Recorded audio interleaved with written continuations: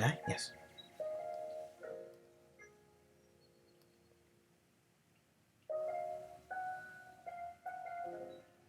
The Dork Forest Detective Agency, DDS, which stands for True Agent, don't you?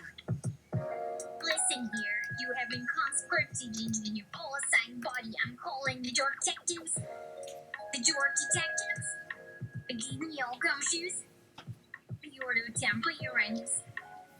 As for you, chiming with any inspired names throughout the show. And perhaps we will vote on it in the off hours. After a session of court-appointed glossolalia, wine and ecstasis, which kicked in around minute 43, it dawned on me that I have pursued my deep work. The work that gets tied knots under your great work, Beverly, and how about you digging it with fervent shies who forces. And that deep work is the stain of my own detective agency. Kick-ass and be accountable only to myself, provided I scoot away quick enough before the cops arrive. I don't know any cops, so no friends within the ranks to help me plumb the corrupt depths of the city. But I'm no stranger to depths. All plums need that. All those little ones that crack when you bake them firm fruit patches. So I rented an office, by which I mean I'll gladly teach whoever barges skin who owns the place and free lessoning thaumaturgy. Like how to best research Elizabethan fabrics of the time. Or a quick and dirty tour of best practices at the club teacher, or get him to speak in the actual rugged English currently preserved in the Appalachian Mountains. But enough of that. It is time to put on our crime gear. Our mystery-solving fedora, our wide-legged pant, our snub-nosed stolen by femme fatales, corrupt newswise, et al. Thanks, these are the jazz cigarettes, but don't let anyone notice it's a federally subsidized building. Well, hello for beef to you. Stairwalk store down, room all tissue, shares got you loaded up. But as among Stelly Corp from all nations and Joe Ron Fulton's mic starts having outsized reactions over dinner, follow right cheeks, blade length with love to follow and digging in departure to make love not break bedpost first because old French kissing stools haven't yet left eject while holding his water cool like wonder telegraph ribbon stretched mid-stretch momenting still wet kisses before moving somewhere outside, maybe across Harbor Ferry. Someone with this looking no such big face could crush two tennis partners each night if instead to personate something where they took any set table, say small, one lunch now inside, only interviewing opening will be mass destruction, rolled in without replacement, smell or chart.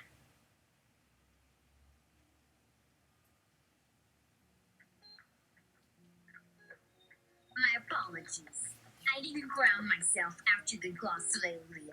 There's gonna be residue. Anyway, I just wanted to tell you, you have been assigned to the Dork Detectives. No, really, I'm serious. You have no choice.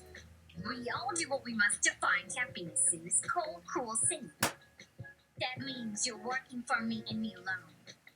Now go pick up a paycheck and start a career that will hopefully not take your life in the way of its own hard knocks. When it does, remember me fondly as a painful new guy who knows a lady who can get things done. That's it. Job well done. What? Is my hair on fire or something? This whole thing is just one big metaphor anyway. I digress. It seems that the department has an ongoing need for good people with some sort of detective skill set. Since most detectives are psychologically unstable, which is why so many police stations are found dead center within the walls of mental institutions, I figured I'd recruit them into an agency of their very own. The Dork Detective Agency, DDS. We'll have a call to decide which cases we tackle based on how much effort each case requires and then divide accordingly. Like if I'm stuck doing an investigation at 3 a.m. when everyone else wants to sleep, but this perp hasn't hit town yet. Well, it would require more work than if someone needed us to simply find the next missing cat. But also, let's not forget this isn't going to be a typical investigative firm, because frankly, there's no money to be made from simple robberies. Get ready to learn some hard-boiled skills. The first day of training begins promptly at 10:00 a.m. sharp. Please arrive dressed in business casual attire. Today we will discuss interrogation techniques. Let me assure you now, we don't want to beat anyone up, nor do we want to do any dirty tricks that might get our asses thrown in jail or sued by an aggrieved party. I could feel sweat dripping down my forehead onto the desk as I sat up straight and gripped the edges for dear life.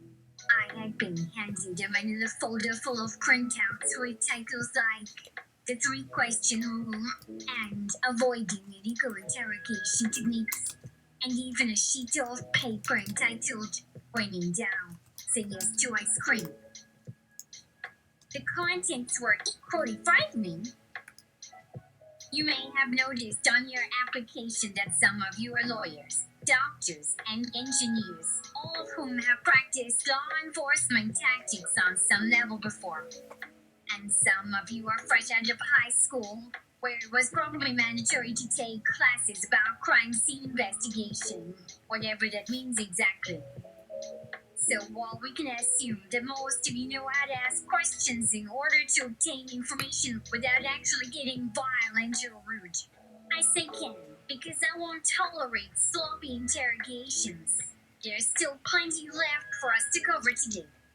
Now, I'd like each person here to stand so I can go around the room and introduce themselves.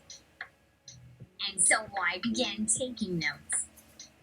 Dr. Michael Mullen, psychologist. Elise Monaghan, chaotic neutral social worker. Bill Gates, dork detective. Change therapist. Charles Dickens, Wizard of London. Max Hedrum, dork detective. Colonel Sanders, hydraulic engineer. Louis Pasteur, chef. Al Gore, environmental engineer. Thomas Edison, inventor. Bubble Brinkman, business manager. Now, this is only a small sample, but I hope it gives you an idea. For instance, let's consider the case of someone who has a cold and doesn't want you to know it. This might lead you to wonder if they're sick in some other way. He pointed at one of the pages in the folder, which showed a cartoon of two people standing at the front door behind with the caption, "Are you sick?" next to them. So now, if we come up with certain questions we could ask such as, how are you feeling? Are you running a fever? Or even are your tonsils swollen? We'll get more useful information than just are you sick. He continued, as I felt my face begin to grow warm. But before anyone else could be called on to speak about interrogation techniques, there came a knock at the office door. Excuse me, can I help you? We don't open for another 15 minutes. A young woman with dark hair that was tied back in pigtails looked timidly through the glass window. I'm here for the detective agency job application. Oh, you must be from... Well, hold on a sec. That's not really how this works. It's pretty common for folks to stand out here waiting all day hoping something will happen. No one ever comes down and says anything, and so those of us inside are often forced to pretend we have nothing to do until someone shows up, and then we gotta rush around trying to find work. That being said, I've got an interview today, and I'd appreciate it if you wouldn't interrupt. I didn't realize, she apologized sheepishly. But I think I may be too late. You were talking about asking probing questions when no one knows what's wrong with them. She held up her hand to reveal a long pink scar across the knuckles. Do you see this? She gasped. I was punched in the head by a suspect in the course of doing my job. The judge told him to stay out of jail, but also couldn't pay for any of the damage he did. So instead, he gave me $5 as compensation. which is actually pretty insulting because, they took his arm off. The room fell silent except for the sound of sniffling coming from Bubba Brinkman, who had taken, overwriting the note on the whiteboard that listed names alphabetically along with their abilities. Alcor Environmental Engineer Dork. Bill Gates Dork Detective Lawyer. Colonel Sanders Hydraulic Engineer Chef. Dr. Michael Moon Psychologist Wizard of London. James Yo Therapist Unknown. Thomas Edison Inventor Unknown. Max Headroom Dork Detective Wizard of London. Louis Pasteur Chef Wizard of London. Elise Monaghan Chaotic Neutral Social Worker Unknown. Charles Dickens Wizard of London Unknown. Bumble Brinkman Business Manager Wizard of London. I think I'm in love, I whispered, eyes glued to the girl's hand. And that's how I met April. I suppose I could say she was my first true romance, or perhaps a fling, or even a summer tryst. Put her on board between Al and Bill. I ordered. What's your name? April May, she said, bowing her head. Nice to meet you, April. Now tell us why you want to work here at the agency. Well, as you can see, there are some very important people in this room. But what really drew me in was the fact that you have all been brought together by the Dork Detective Agency, which is the only reason any of you are hired. Yes, well, we're just looking for the best applicants, Bill Gates explained, his voice taking on a more defensive tone than necessary. Well, then you should have done something about the sign out front. It clearly states no one over the age of 14. Bill Gates puffed out his chest and smiled confidently. You find most of our employees fall into the category. The ones who would make excellent detectives. We do not discriminate based upon race or sex or religion, because those things don't matter when it comes to finding the truth. They simply provide an easy way for us to weed out potential candidates during the initial interviews. He cleared his throat before continuing. And they also help us choose the uniforms. So wait, I'm getting off topic again. Where was I? Oh yeah. Age doesn't mean anything to us, since we all come from the same background. A group of folks who are good at doing nothing. All of our employees take part in a series of activities every day designed to give them experience in being unemployed and unproductive. There's lots of fun games like playing cards or round of darts or watching television while everyone talks loudly about random topics that hold no interest whatsoever and never leads anywhere useful. Of course, there's plenty of downtime where people can goof off or talk about their favorite video game or whatever. If you ever hear someone complain that they feel like they aren't doing enough, tell them that you did your job by making sure they got time to rest, which is probably why they're complaining. That sounds awful. April May exclaimed. I think I'd rather work here. I see. Bill nodded as he wrote a few notes on a small pad next to him on the desk. So you've played all the games? I whispered to Bill, quiet, you are making us sound like the Aquatine Hunger Force. Bill shot me a dirty look and then returned his attention to his interview subject, who had now taken her seat beside him. She gave him a shy smile and said, not really, but it sounded interesting and fun. Excellent. So what's it gonna be? We offer benefits. Free lunches, healthcare, paid vacation, even a retirement plan if we ever start hiring more than 2 employees. It's all handled through my uncle, the Supreme Being, whose generosity knows no bounds. Though I'm afraid that sort of thing would require more than just showing up at the office every day. And so far, only 3 people have passed the test. What's the test? Asked the girl with the injured hand. Oh, that fucking Bill. I have the perfect case for him. Bill Gates turned around in surprise to find Louis Pasteur standing behind him with a mischievous grin and an old-fashioned camera in his hands.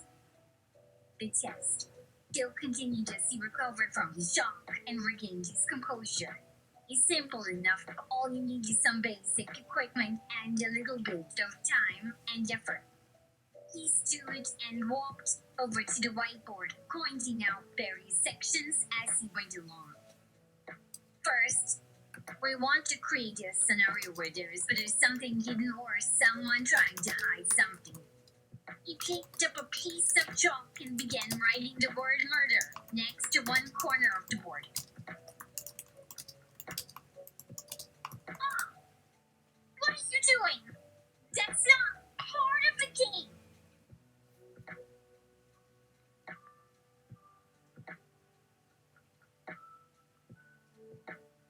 I chuckled to myself. It was using permanent chalk, specially made by me. He ignored me and added another letter before turning back towards April May. Okay, April, what's your answer? I'd say murder. She looked down at her lap shyly while everyone else waited anxiously for her response. Bill paused briefly before continuing. Excellent choice. Now then, he pulled a pair of dice from his pocket and threw them across the room onto a table that had been set up near a sofa. A moment later, he shouted triumphantly, 7. We all jumped out of our seats with excitement.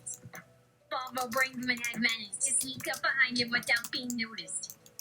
In one hand, she held a book titled The Art of Dying, and in the other a pen with which she proceeded to write on Bill's forehead.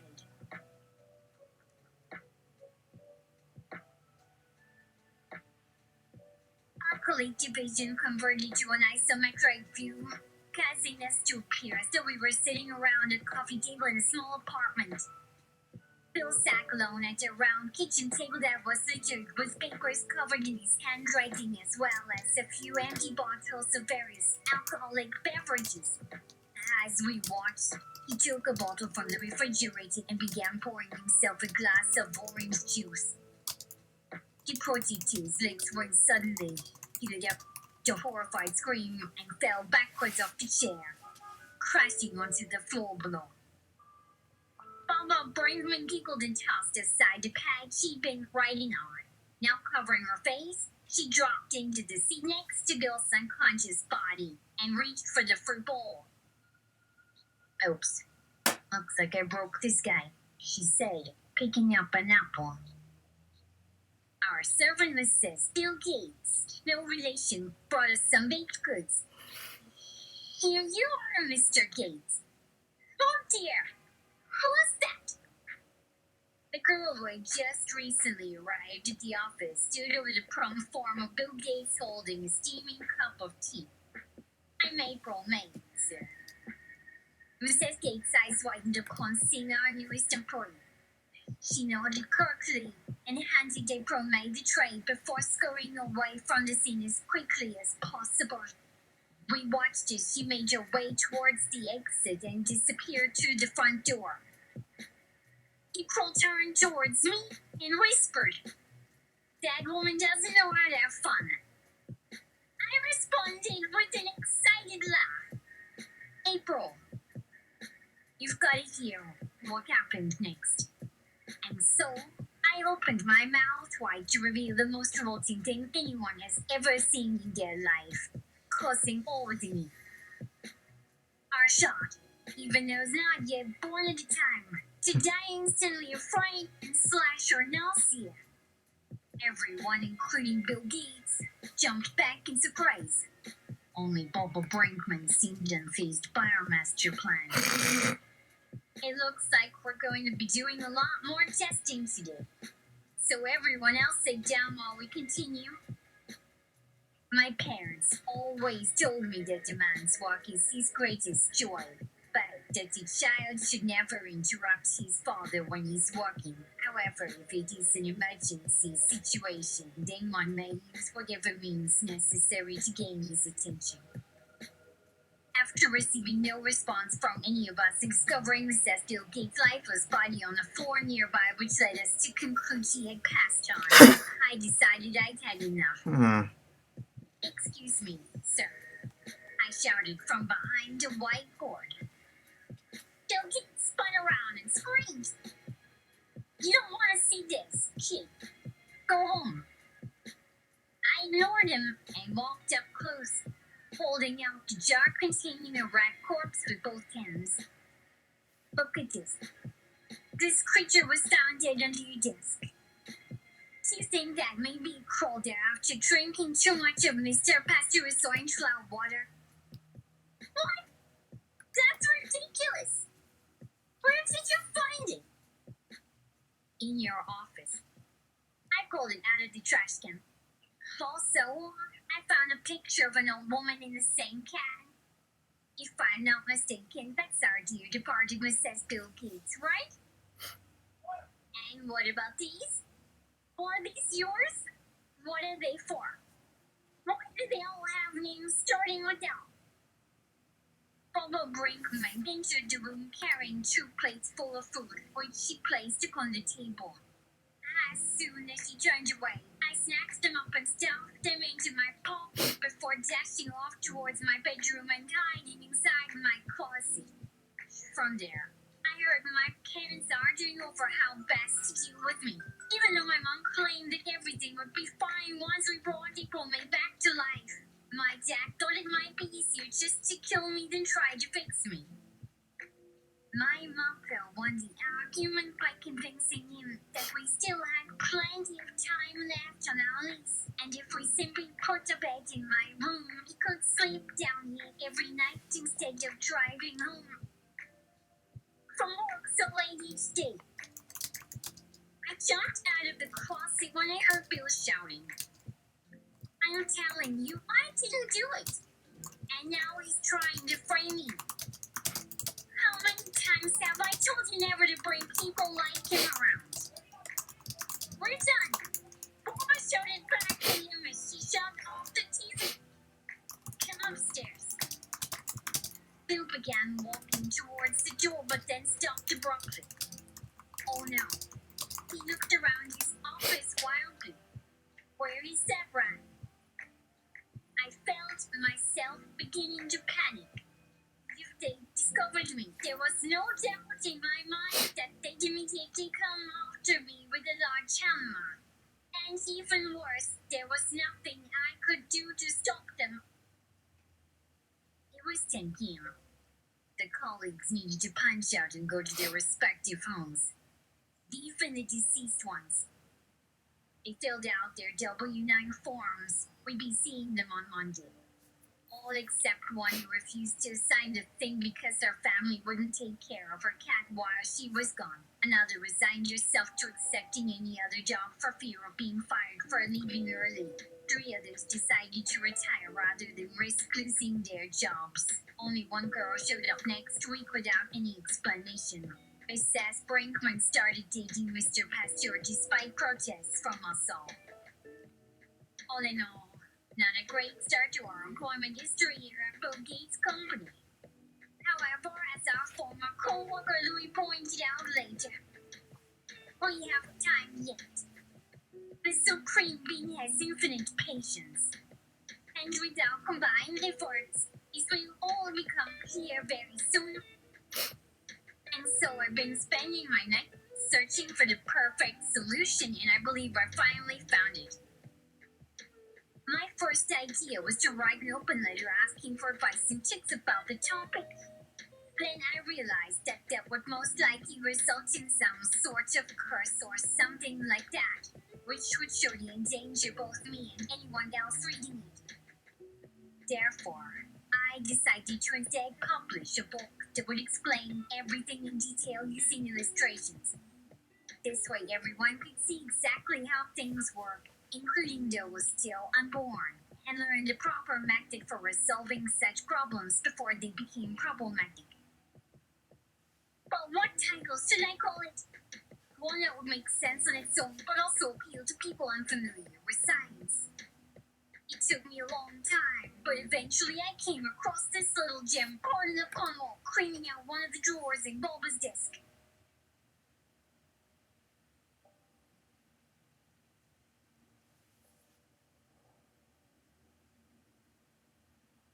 I'm sorry, sir. April May began with tears welling up in her eyes. I didn't mean to kill your wife. Well, don't worry too much about it. Accidents happen. But she was dead. That doesn't matter. All you need is a good burial site if we're going to bring her back to life. Just like we did with the rats last year. And since there are no more bodies around here, I suggest we take her over to Bill Gates. That way we can get started right away. Do you have a shovel? April nodded. Good. Now help me carry her over there. We placed Mrs. Bill Gates' body into a box and carried it to the front door, down the sidewalk and onto Bill Gates' property where he opened his laptop and went upstairs before running frantic past his calling Kate's bell down the hallway. Injuries, Bob Martin Dellinge wasn't happy by his unexplained exit during final filing process. As state employees require presence whether in regular workplace activities or merely converse sign exchange leading to casual encounters. This disturbed skeleton can immensely become a major breach with regularized by God's system, ending upon Earth. Should say fuck off when possible along next lines. You truly look upset, frown, smile, teeth keeping, stinks, flesh squishy, chest fulfilled, see how shuffling sounds, squash feet. Good night, Dada from Billy McMahon's body beneath Taco Cabines. Bahamo, Mom, Fluggus, Gesser, Borakim Guard. That is enough for today. It's a good, nice, brief episode.